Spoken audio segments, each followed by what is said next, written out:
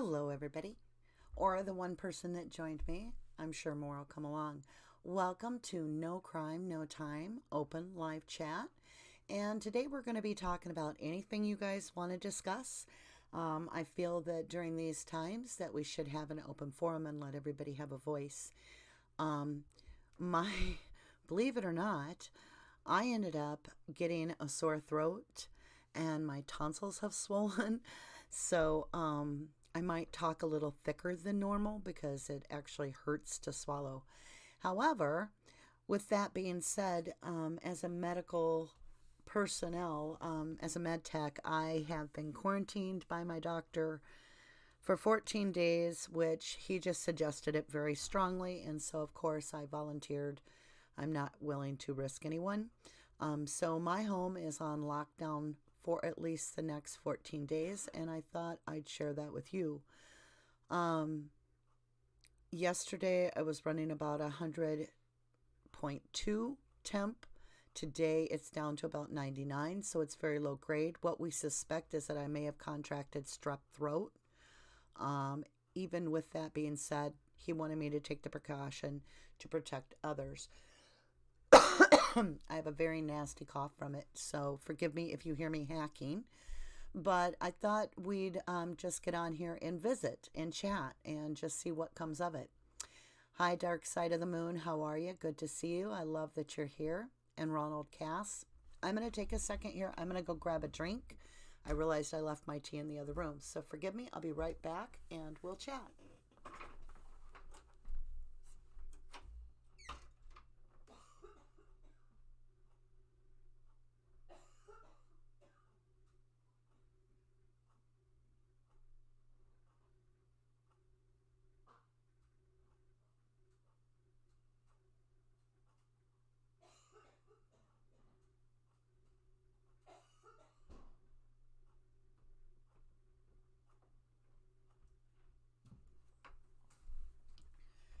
Okay, sorry about that, guys. Like I said, I do have a dry cough that has come with this, so we're just taking precautions.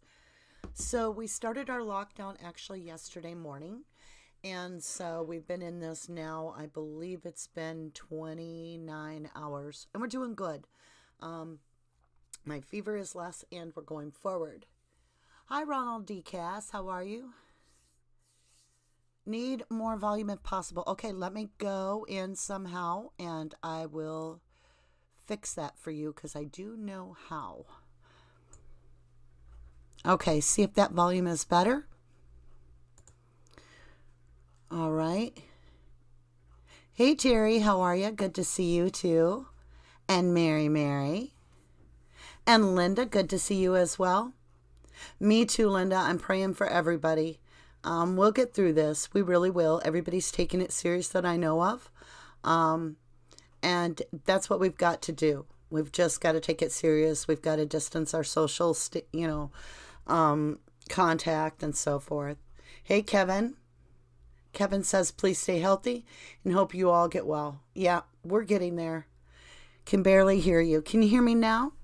I did fix it. So, oh, there it is. Much better. Good. Yeah, I've been doing a lot of cleaning in my house, so some of the things I noticed are like how poor of a cleaner I actually am when I think about germs rather than if it looks nice. So as much as I'd love to say I'm this perfect housekeeper, far from it. I decided to start cleaning with Lysol and stripping everything off, like our utility shelves in the basement and in my pantry, and I was disgusted at myself. So I'm learning that I am not a tidy house cleaner at all. But now things are sanitized and they're clean and put back. But yeah, I learned that. I had something I wanted to share with you guys. It's very personal, but it's also very public. And it just warmed my heart to no end. My friend the other day sent me a Facebook post of a local man, and it was a photograph of this man in a hazmat type suit. It was a biological suit. And he explained that he cleaned at the local meat packaging plants on a regular basis, and he had to do it down to the microscopic level, the microbiological level. And so he was volunteering to help any of the elderly in our local area or anybody that is quarantining due to illness. Just if you were in need, you could text him your list of supplies. He would go pick them up in his suit, bring them back, set them on your porch or in the yard, and then you just pay for his gas and the supplies. No profit whatsoever, of course. And at first, this gentleman didn't get anybody really responding, but today people are responding. Today I've noticed several of our friends are running out of toilet paper, believe it or not. They need a dog lead or they're looking for something. And so he actually is doing exactly that. And so that's what this guy is doing. Lo and behold, come to find out, it's my 34-year-old son doing this, helping the elderly and those in need. So my heart just bloomed because that's what we're about, is helping those if we can. He's single. He lives out in the country. He doesn't have any exposure to anyone because he actually was basically on like a medical leave, and he had quarantined himself because he was not feeling mentally ready to deal with public. And so this has come to a time to where he hasn't been exposed to anything. So he can go pick up the supplies, drop them off, and then he just tells the people, make sure that you sanitize the supplies before you bring them into the house and maybe even leave them out there for a day or two. And so it's working out really good. He's actually helping people that some people run out of diapers. He's got diapers. He just kind of has some weird supplies. And also he's able to go in and pick up the supplies from the store because he's suiting up to even make purchases so that he can't contaminate others. So it really helps those of us that can't get out anymore. So that's what's going on that side of the local front. Most of us, I think, are under the same thing. But I kind of thought today, let's get over here and decide what do we want to talk about. We've got some time now. None of us are in a big hurry to get out of here anymore because we have all these big responsibilities. So what is it that we want to talk about? And I thought I'd kind of leave that up to you guys to kind of let me know what topics that you feel you want to express or you want to hear about more of. Yes, Mary, I am proud of my son. My heart just warmed. I immediately when it dawned on me that this was my son who was actually risking himself to help strangers. It just, it made me bawl. I'm proud of him, especially because him and I had an argument about 6 months ago and had basically decided just to let us both cool off for a little bit. But we both knew we loved each other. We weren't being that stubborn, but we were just having a cool off period. So when I read this, I just started bawling, and of course I contacted him via phone and we're working it out, and I'm helping deliver messages of those that are contacting me that just need baby wipes or maybe they need Tylenol, whatever. And then I give him the message and he rounds it up. He takes it to him. The last person he helped, they basically put $5 under the windshield wiper to cover the gas. And he happened to give the stuff right out of his house because he had it. So he didn't even charge for supplies. Miriam Pennington. Nope, I've got to restart that. Mira Pennington. Did I say it right, Mira? I'm so sorry. Like I said, my throat's a little sore, so everything feels hard to say thickly. It says it's thick talk. But she says, wonderful. I've offered to do the same in my community. Hats off to him. Absolutely. It takes people like you guys, Maria, to help those of us that, I started off helping in the medical personnel as a med tech and a caregiver. So I was taking care of disabled people. Unfortunately, I fell ill. I got to be taken off the front line for a little while here. And so I'm going to respect the medical personnel out there that we don't have the supplies. It's going to take quite a while for us to get the supplies we need. I am very upset right now at Trump. I am furious at Trump. Now, I'm not political. I could care less who you believe in or whatever. You can even take the name out. I'm upset at our president because when you look over at the series of events, he knew in January that we were going to get hit. That's when things should have started happening. He shouldn't be passing the buck off to someone else. It is the fact that he knew in January this was coming our way. There should be no reason we don't have the same medical safe practicing gear. The GMPs are basically like paper and material masks that we use. They're very flimsy. They barely pinch around the nose properly. And you look over and China's using hazmat suits on their victims, on those that have the disease. Hazmat suits compared to us not even having enough paper masks to go around. Come on. There's no excuse for that. None. Why is it that as Americans, we're told this is a flu, okay, when it's more like pneumonia, and we all know the difference. Nobody can handle pneumonia easily. It's very scary. The flu, we all get it all the time, and most of us know how to tend to ourselves during the flu. Plenty of liquids, plenty of rest, and so forth. Pneumonia is a completely different ball game. Why is it not being told that it's more like pneumonia? That's some things. All right, let's see. What else do we have? Marianne Schumann. Hi, how are you? Good to see you with us.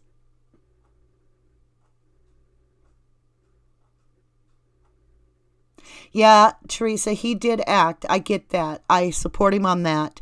But in January, when he learned about that, he should have taken it more serious. I kind of feel at this point, it's kind of like looking at the Steve Avery case, okay? Did Jerry and Dean actually even have the capability to foresee how corrupt the local law enforcement, government, state level were being? I don't think so. I don't think in their wildest nightmares they would have realized how corrupt the system was that they were fighting. And that perhaps maybe with Trump, he may have not taken it as serious as needed be is all. And I'm really pissed off that at that time he didn't have enough forethought to order more of what we need medically for supplies. So I get that he did act, but and I'm not saying it's Trump. Like I said, it's just any president at that time. They probably would have done the same thing. They probably would have thought that we weren't going to get hit, that we could lock up our borders and be safe. But at the same time, I feel like a precaution was just overlooked. And that's just to get the supplies here in case, And I know you're like, let's all blame Trump. Believe me, I'm not political at all. I really don't even understand Democrats and Republicans or anything. Like I said, this person's name could be Reagan, whoever the president is at the time. If they didn't order the medical supplies in January when a pandemic's going on in another country, I just personally feel it would have been better had he. And obviously, it's true. We would be better off if we had a lot more supplies. So I'm not trying to offend anybody, and I'm not on any Trump wagon or off any Trump wagon. I really honestly don't have a political view that I share. I just don't. And it's not just Trump. It's all countries. Maybe I worded it wrong. I'm pissed off that all Americans, all Europeans, everybody that did not react with masks when we had a pandemic happening in January and we knew about it, did not brace whatsoever until just recently. And that's where I feel that our own governments, whether it's the Netherlands or you're in Poland or wherever you are, I feel the political part of the countries did not take it serious enough. And now we're all without medical supplies. All of us around the board. Some of us more than others. So, but like I said, I'm not a supporter, nor am I against Trump. I don't have a political view at all. So, Teresa says, just don't forget in 2009 with the swine flu, Obama did nothing till 1,000 dead and millions infected. Thank you, Teresa. See, exactly, I agree with you. I feel like the political figures, our government, does not respond like they should when they see something like that. Also, keep in mind, if you have any doubts, the swine flu, we lost 12,000 total. Okay, we've lost that already over the world. So this is much more serious. And like I said, from what I'm understanding, it's not the flu technically. It's actually more like pneumonia. Now, when I was a kid, I had pneumonia at 15. I don't recall because I was unconscious on a ventilator in a hospital for 5 days. It was horrific feeling when it started, and it felt basically like I was drowning. And so I absolutely am taking it with seriousness because pneumonia can be very deadly. Yes, and I want Teresa to know, I mean this from the bottom of my heart. I'm saying all the people have dropped the ball that should have been protecting the public, okay? Just like they did in the Avery case. When you look at Stephen Avery and you look at Bobby Dassey, not only did they drop the ball, but we as a society dropped the ball later on. He should have, Stephen should have already, and Brendan should have already had court hearings that retried these cases. It should have been a retrial, thrown out of court because of all the Brady violations and so forth. There's no doubt, and it's being held. And they've dropped the ball completely, and there's just, now look what they're going to do. They're going to sit on this, and our guys are just going to sit in prison even further because now we have to focus on mass amount of safety. So in that time frame, we need to be sending our love. I've been offline a lot because of the hours I've been having to pull at work, as well as I have 2 young ones at home, not little.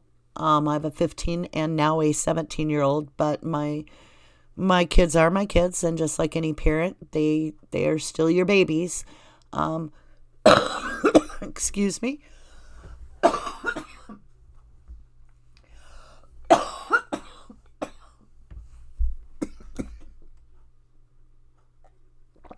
Forgive me. As I said, I'm on quarantine as I'm not 100% feeling my best. However, I am mentally doing good. Like I said, when I gave a call into the hospital because our clinics are closed, I was able to talk to personnel there who got me in contact with my old rheumatoid, I can't even say it, rheumatoid arthritis doctor, Dr. Washington, and he basically gave the message to the nurse that he wants me to quarantine. So I'm doing that. And another thing that was kind of weird, I'll bring you up to speed local again, just so you know, I'm in a little bitty community. Yeah, it's a very dry cough, so I'm hoping that that's a good thing. I don't really know, though. It's actually better today than it has been over the last couple days for the cough, so. But yeah, we're in a little tiny community, the last place I would have thought that we would ever have to worry about burglary in a time like this, because we basically pull together as a community and, as I told you, try to get supplies to the needy. When I got word from a mother of the EMT of our local town here that someone has broken in 2 nights ago into our ambulance and stripped our all of our medical supplies and units, all our machinery as well, stripped it. I don't even know what to say. I mean, honestly, what if somebody just has a heart attack in our neighborhood now? We don't have a defibrillator. It broke my heart that that kind of security got taken away from us in this little town. it makes me think about all of us. I would have put down $100 bill yesterday before that, and said that, I guarantee you, if anything, we'll be donating to our ambulance, and that would never happen. I would have given you $100 to bet against it, and here I sit a block away from where it was absolutely stripped. So it really upset me when last night the ambulance had to go out. I just burst into tears because I was thinking, here they're going to be faced with an emergency, and what do they have for supplies right now? And what is that person's chance of survival because of somebody's greediness and wickedness that they thought that they needed to break in an ambulance? To me, that's like stealing out of the offering plate at church. It's just unbelievable that that could occur. And so I do want you to take a little bit more precaution on guarding against what you think could not happen, because it can. If you have security cameras, but you don't personally think you need them on because you're home now, put them on anyway. It'll, at least the red light will show. I mean, just take some more measures than you normally would. Why not be a little paranoid? Things are getting weird, aren't they?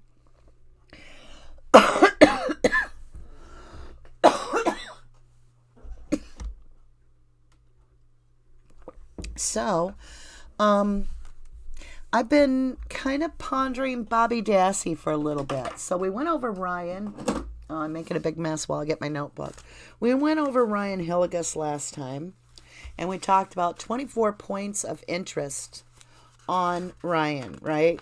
Conflict points, I guess, is the best way to put it. And so then I started making, just on a notebook here, I've got some notes about Bobby Dassey. So who of you... Hey Edna, good to see you. And Marion here. Oh, Robin, love you long time. Robin is my adopted sister as my best friend. And she and I, we live about a mile or so apart, maybe 2 miles. And we normally see each other every day. And so we are on quarantine, and we're doing FaceTime all the time now instead. So I'm glad to see her on the chat with us. All right, guys. Bobby Dassey. Anybody want to talk about Bobby Dassey with me? Because I've got like some things that have been kind of like eating at me about him. And I thought it would be good to go over him as a Denny suspect. And I think he has a lot of questions that surround him. And some of them are crucial questions. Hey, Andrew Mullins with us. Hello, hello, hello. Kisses to you too. Virtual kisses. So you can't get anything. Hi, Linda. Linda says, yes, they are whoever would believe. We have had toilet paper shortage in all the stores. Oh, I know it. I know it. Yeah, toilet paper was one of the main supplies that people are asking for being brought to their home. Or diapers or baby wipes. Basically paper supplies so far. Okay, so one of the things, I'm just going to jump in with Bobby Dassey because I know there's a big lag on YouTube. Okay, so with Bobby Dassey, he has no alibi. We all know that. And we used to believe that Scott Tadich would be his alibi because they alibied each other. Right? So Scott said during the day he was gone, he went to see his mother in the Green Bay Hospital. But now Zellner has corrected that and said that that is absolutely not true. So therefore, Scott has perjured himself for an alibi. Now, remind yourself, think of this, you guys. Answer me this. Why on earth would you have to lie about where you are or what you're doing while someone's being murdered? Okay? So, in other words, if he's not murdering the person, why can't he just say, well, I was screwing off, playing hooky, not at work fishing? Or I was out hunting when I wasn't supposed to. But that puts Bobby Dassey in a crunch for an alibi because it sets Scott Tadich's timeline all askew. Now, do you guys remember when Blaine Dassey made the statement that he had seen Bobby Dassey. Now, this is his brother. He knows his brother. And he said it to the cops that he had seen Bobby Dassey driving a green vehicle. Well, Blaine came online and he was in social media, and he clarified when someone asked him if he had indeed seen this. He said, no, it was not a RAV4 that he saw Bobby driving. He clarified from Blaine himself that it was a it was a green Ford Ranger. Well, Scott Tadich owned a green Ford Ranger at that time. So what would have Bobby been doing? Now keep in mind that school bus is coming through between 3:20 and 3:40 every day.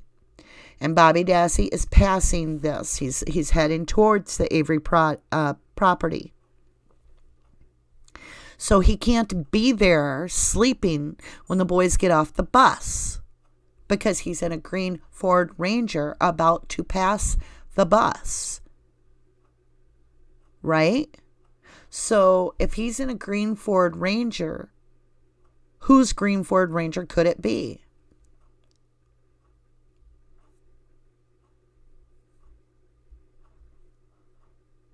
I'm waiting for somebody to catch up with the time lag. In the meantime, Ronald Cass says the food and toilet paper shortage is an artificial shortage created by hoarders and panic producing news and rumors. Correct. Yeah. Good to see you. Good to see you, Edna. I love all your flowers and hearts that you're sharing. They're beautiful to look at. All the yellow and pink on the screen is very pretty. So is it possible, you guys, that Scott Tadich now has perjured himself and doesn't actually have his own vehicle? What would he be driving, or where would he be if Scott Tadich doesn't have his own vehicle? Can somebody help me out? What do you guys think?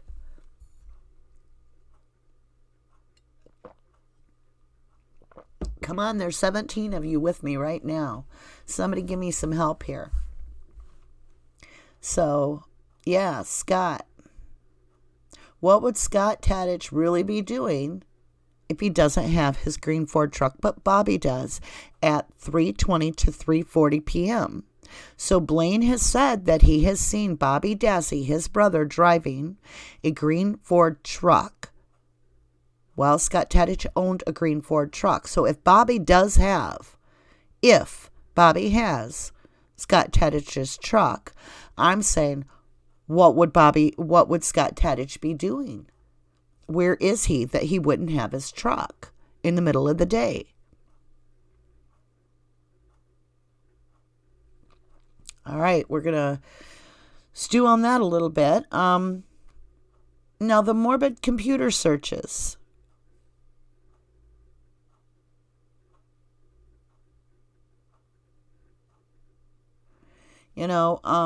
Is it his computer? Okay, Mira Pentington says, wouldn't he have to be driving Bobby's? Steven said when he walked out, his car was already gone. Okay, Mira. Mira brings up a brilliant point, you guys. Think of this. If Blaine is actually seeing Bobby in a green Ford truck, and that truck is speculatively Scott Tadich's, would Scott Tadich maybe be in Bobby's truck? And if so, is that the truck that was at Dassey's that followed Teresa? Bobby's truck is the one that followed Teresa. So think of this. If Scott Tadich was there Scott Tadich's truck was seen at noon, would Bobby have actually left that property at noon in Scott Tadich's truck and left behind Scott Tadich using Bobby's truck? Okay? Did that make sense? I don't think they did get Scott's cell records dark because they were saying that he wasn't a suspect. But you hear me when I'm saying when Mira is pointing out, okay, wouldn't he have to be driving Bobby's? Steven said when he walked out, his car was already gone. So Bobby's vehicle disappeared right behind Teresa. But if Bobby is seen at 3:20, 3:40 driving a green Ford truck, he cannot be following Teresa a few minutes before in the other vehicle. Who has Bobby's truck then? Mira's saying, and so am I. We're asking you guys, is it possible it was that the two have switched vehicles? And what we were seeing is really not Scott Tadich leaving at noon, the Dassey residence, but Bobby leaving at noon and Scott Tadich staying behind with Bobby's truck. Would it have been Scott Tadich following Teresa in Bobby's truck? That's the speculation. So who out of Bobby and Scott would have actually seen Teresa alive last? Then keep in mind that Bobby's truck is then crushed when there's nothing reported wrong with it. Why would such a nice truck be crushed when they're looking at, being able to piece out the parts because they're still valuable? Or resell it. It's still worth, from my understanding, what I was told is it still was worth quite a bit, like $3,500. Why would they have not resold the truck? Yet it gets crushed. That's what I'm wondering too, Edna. Is it possible because of what Blaine said? Let's go over it again. So Blaine made the statement originally to the police department, to the law enforcers, that he had seen Bobby driving a green truck. Okay? Later online, and I saw this myself, this guy asked Blaine if he actually had seen Bobby driving the RAV. Blaine responded socially online, no, it was not the RAV4. He had seen Bobby Dassey driving a green Ford Ranger. So if Bobby between 3:20 and 3:40 is in the green Ford Ranger, who has Bobby's truck then? Well, if the green Ford Ranger happens to be Scott's, Bobby's then driving Scott's truck. Then is Scott driving Bobby's truck? And then you got to think about it. That puts a whole new light on who's sitting looking out that window, right? And if Blaine is seeing Bobby on the highway in a green Ford Ranger, then Bobby is not in bed asleep. You can't have it both ways. Isn't it interesting that Scott, his trailer disappears? Lieutenant Link went over and marked Scott Tadich's trailer on Highway 147 abandoned and had it towed away out of the county. Isn't that interesting? Now keep in mind, I just told you Bobby's truck got crushed. So if Scott had switched vehicles, he would have had Bobby's truck. Would he have had... Now his trailer gets taken away and the truck gets crushed. Now let's go into further. Dark Side of the Moon says Scott's looking to sell a gun, then said he didn't want to sell it. Yeah, that whole scenario was played out like this. So Scott shows up at work, says everybody that he's got one of the Dassey boys' guns to sell. He gets a guy that's interested. The guy says he's interested in seeing the gun, contacts the local authorities. Fassbender and Uyghur get word of it. They show up at work. Scott's already backed out of the deal. He must have got wind that Uyghur and Fassbender were on their way to check into this or something, because all of a sudden Scott doesn't want to sell the gun. Changed his mind. So now, if we go with this theory, let's just walk it back through one more time. You got Bobby Dassey, according to Blaine, driving a green Ford Ranger, which very likely could be Scott's green Ford Ranger, his soon-to-be stepdad's truck. All right. That truck later gets crushed. Then Scott's trailer gets crushed. And now Scott's trying to sell a gun in the timeline. And then he pulls the gun back when he hears that Wiegert and Fassbender are on the scene. He doesn't want to sell it anymore, and he's pulled the gun back. They don't even follow up on it. Very suspicious, Mary says. So suspicious. Yeah. Okay, let's continue on. I know I keep coming back to Scott Tadich, but I mean, that's where Bobby keeps leading me. Okay, Edna says to get rid of evidence is why they crushed it, Rubber Ducky. DNA mostly. She could be right. She could very well be right. So now let's continue on. After we talk about that, we've got scratches on Bobby Dassey's back. Yeah, let's back up. Jamie Van Hoot. I thought I heard Scott's trailer was burnt where it was. Actually, Jamie, you may be right. I have no proof you aren't, but I also heard it was burnt to the ground at, well, I know that Link marked it abandoned. And then I heard, just like you heard, so I don't know how much is true, that it got taken to, I believe, I want to say maybe Waukesha County or something, and then I heard it burnt to the ground. But you could be right, too. But either way, it was destroyed, right? So that's very suspicious. Now we got scratches on Bobby Dassey's back. We got him late for work an hour that night. So on the night Teresa goes missing, these two guys, Bobby Dassey's an hour late getting to work with no reason. Punches in an hour late. Scott Tadich doesn't even go to work, doesn't even call up and tell him he's not coming, and falsifies his alibi the next day. So he's got 24 hours that to this day are unaccounted for.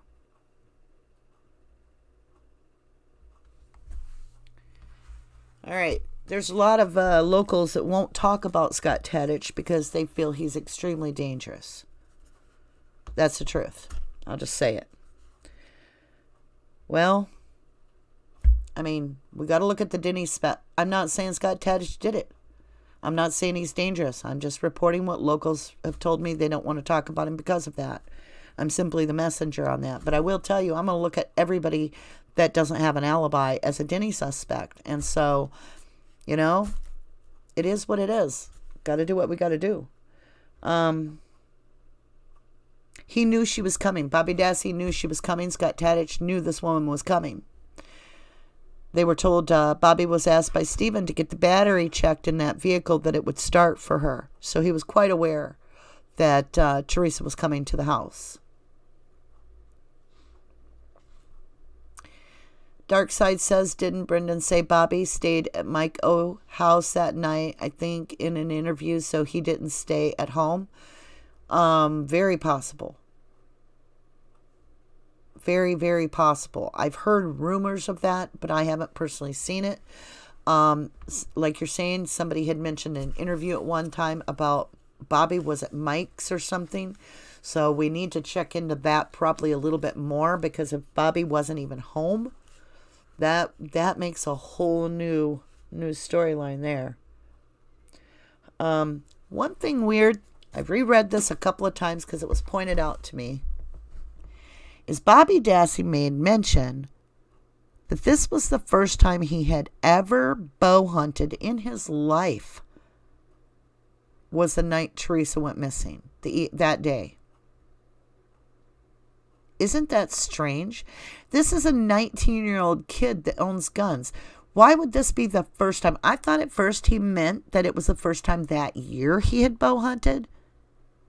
But you reread that, and it really does seem to appear that he is making it clear he has never bow hunted in his life. It says the very first time I ever bow hunted.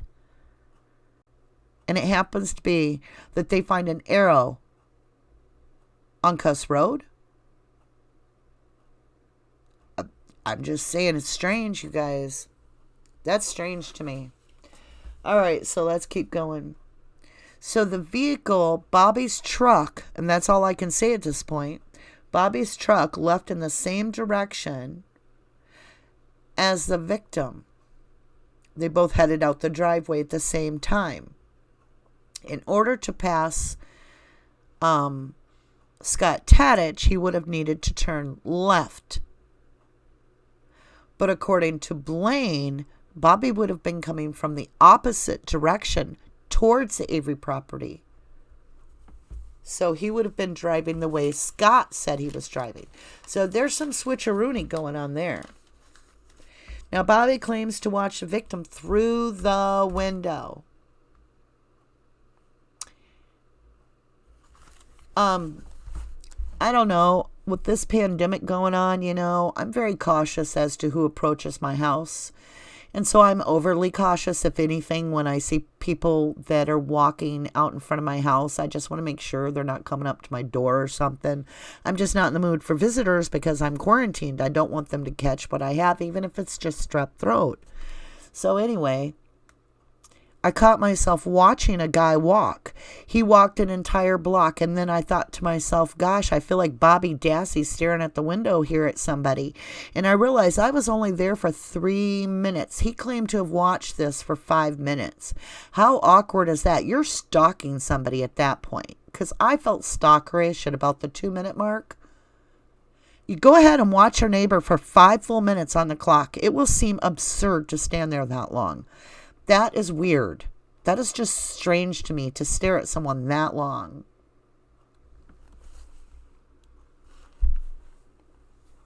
All right, let's jump into this.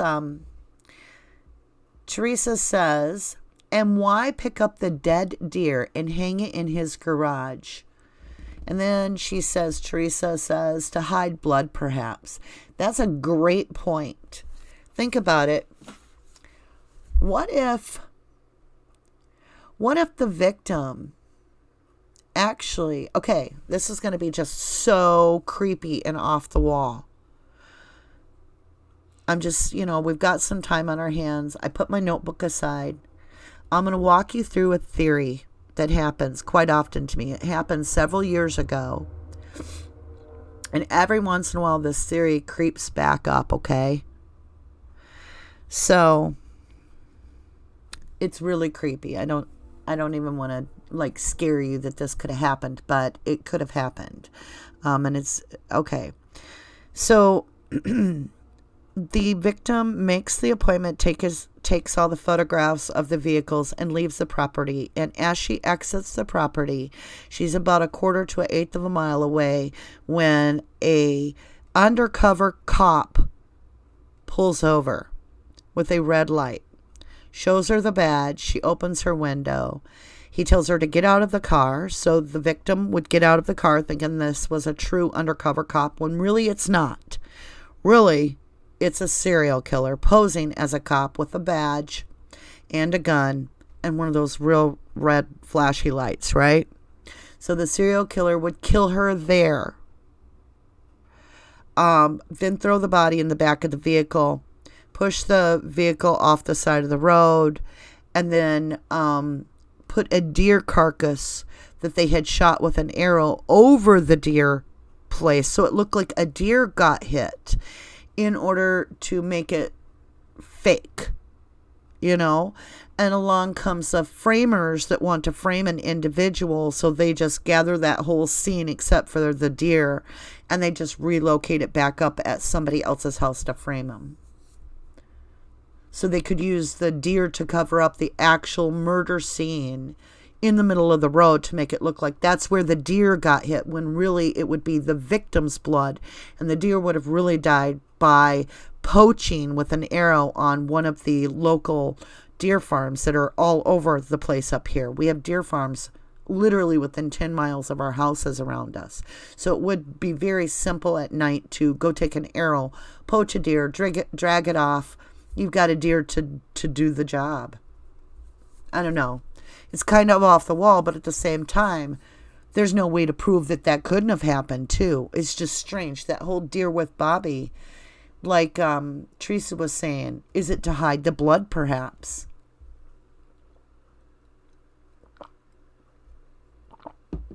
Okay, you guys, I'm trying to keep well drenched here so I don't cough my head off to you guys. But we're not going to be on much longer because honestly, my throat is so raw. Let's see. Okay, stayed behind with Earl and family when it went to Crivets. Okay, so the rest of the family went to Crivets, but Bobby Dassey and Earl stayed behind on property. Brendan and Barb, I believe, were taken. I can't remember. Brendan and Barb, I don't know if they went to Crivets. Yes, Brendan went to Crivets because that's when he was up with Stephen. And I believe Barb went with Scott Tadich, but Bobby and Earl remained back on the land. Now, how'd they get that planting done and all that? All you have is Earl and Bobby.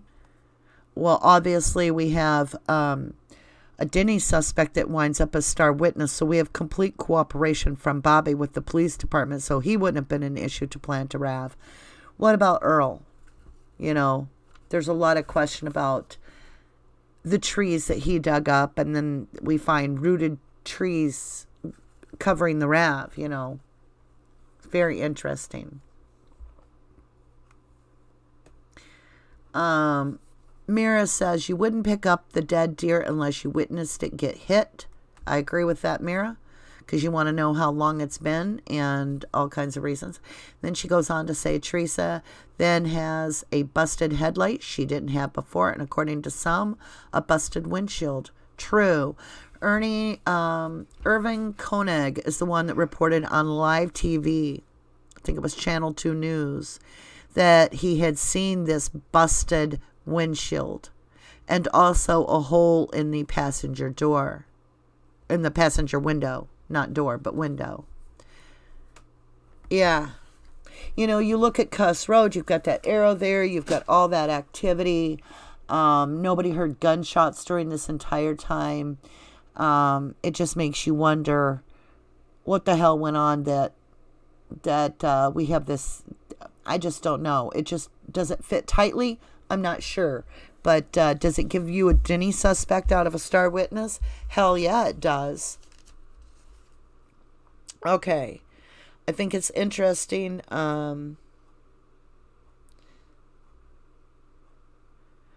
Yeah, Earl and Bobby were both present, basically, and accounted for when the RAV was found.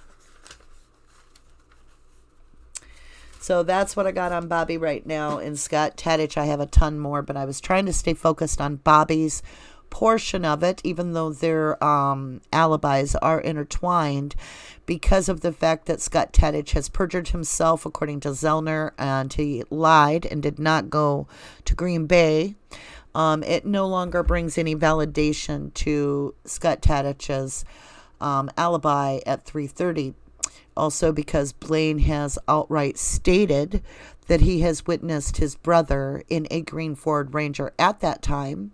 And so it does not make it possible for Bobby to be in a bed asleep. It does not make Bobby available to pass Scott Tadich on the highway. And it does make sense that he could possibly be in Scott Tadich's truck. This brings a lot of heat to the kitchen for me when it comes to this scenario, when you have Blaine stating that he has seen Bobby in that green Ford Ranger truck. Because if you listen to Stephen, he talks about seeing Scott Tadich's truck at that property at noon and then leaving. If Scott Tadich wasn't the one to leave, then it was Bobby Dassey that left. That would leave Scott Tadich in that home with access to the gun that he tried to sell, with access to Bobby's truck, which was crushed.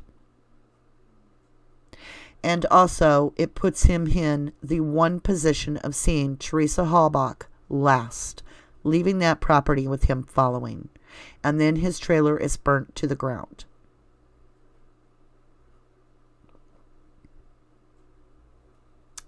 So, that's all I got on that for now. I really appreciate you guys jumping in. I am working slowly but surely. I am getting back into No Crime, No Time website. Now that I'm quarantined, I'll try to get some done on it. Believe it or not, with me not feeling good, I don't actually have any more time than I had before because I'm sleeping a lot. When I'm not sleeping, I'm actually trying to just keep my kids on the same schedule they're used to, of course. We're taking time to do updates on the coronavirus, but we're also trying to distance ourselves on a regular basis throughout the day where we think about completely different things. And I encourage you, find something that you always wanted to be good at. Try to invest your time, so much of it each day if you are quarantining, so that you gain something. Make something of every day special. Be the creator that you are. Yeah, I'll be coming on I guess just slightly as a daily update, if anything, maybe every day or so I'll jump on for a short time with you guys. Depending on how bad the throat hurts. Like right now, I'm going to get off here because it's getting raw. The more I talk, the more I feel like it's like razor blades. So I'm not going to spend a great deal of time on here, but I did want to touch base with all of you, let you know that, help each other by staying home.